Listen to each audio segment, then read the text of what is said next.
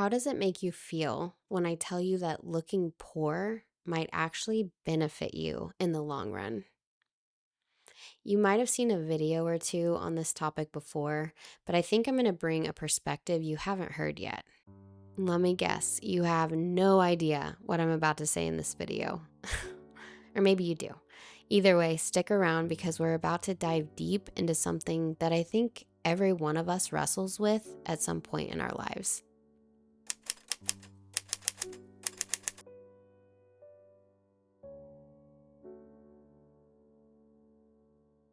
Especially when money is tight, it's like the less we have, the more we want to look like we have it. The newest things, the best brands, the clean aesthetic, the image that says, I'm doing well. Now listen, this video isn't about calling anyone out. If it were, I would be calling myself out too.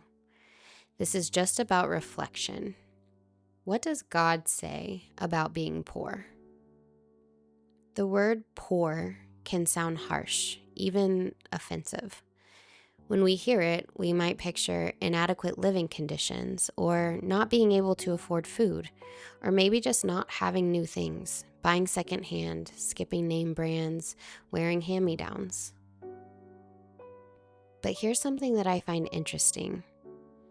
Often it's the people living paycheck to paycheck who are buying the trending water bottles or the clothing brands. It's not usually the ultra wealthy showing off the logos. It's the middle class. If you look at some of the wealthiest people in the world, even after they've made billions, they still drive the same old car. They live in the same modest home. They wear plain t-shirts to nice events. Why? Because they have nothing to prove. Now, before you come for me, I want to say this clearly. It's not wrong to have nice things. It's not wrong to enjoy quality or to invest in the things you love. God blesses his people, and there's nothing unholy about beauty, craftsmanship, or comfort. The issue isn't what you have. It sometimes lies in why you have it. If your heart is at peace, if you're thankful, generous, and content, then having nice things can actually be an expression of gratitude. But if the motivation behind the purchase is to prove something to yourself or to others, that's where it becomes worth examining. Because what you own does not define your worth. If every material thing you had disappeared tomorrow, the car, the clothes, the house, the phone, would your sense of value stand firm? Would you still know who you are in Christ? Sometimes, without realizing it, we start using things as kind of a band-aid. We patch up our insecurity with image. We cover our need for affirmation with stuff.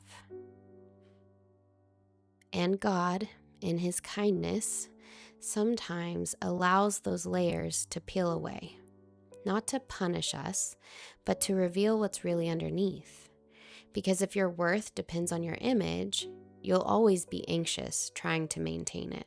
But when your worth is rooted in God, you're finally free. If we ever start thinking a little less of someone because of what they don't have, that's pride sneaking in. And pride is sneaky. It loves to hide behind what looks put together. That's why I think it's good, maybe even important, to look a little poor, or maybe I should say simple sometimes. Who really needs all the newest trends? If that's where our joy is found, then there is a deeper issue underneath. Not because poverty is the goal, but because simplicity keeps us humble. It keeps us connected to people.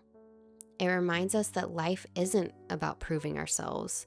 It's about living with open hands before God.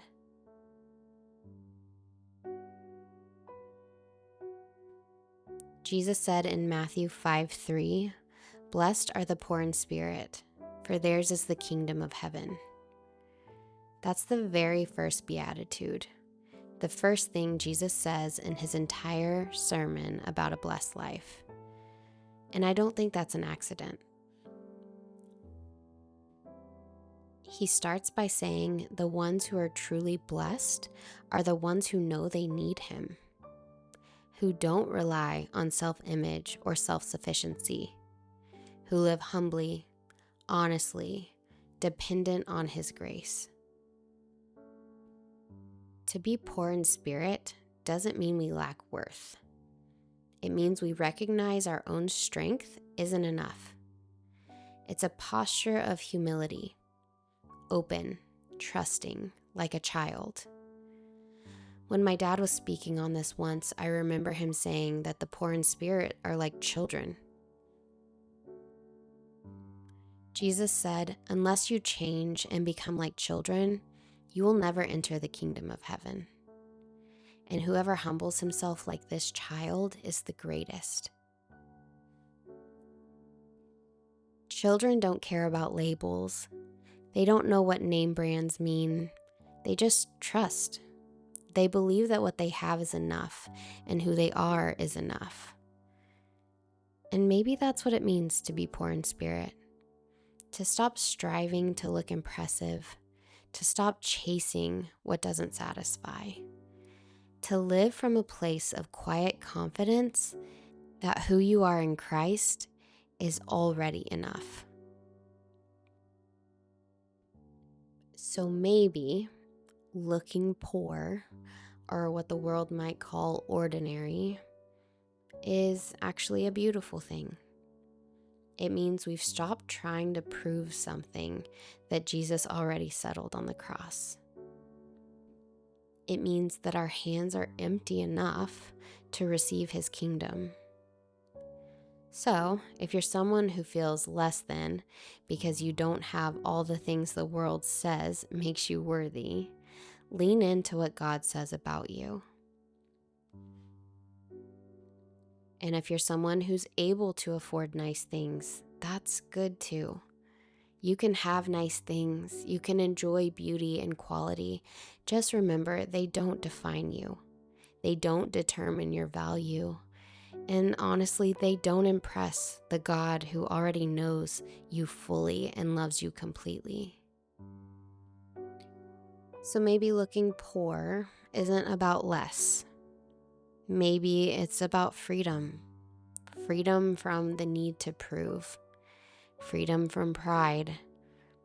Freedom to live simply, humbly, and wholeheartedly with God. Because when your heart is poor in spirit, your life becomes rich in him.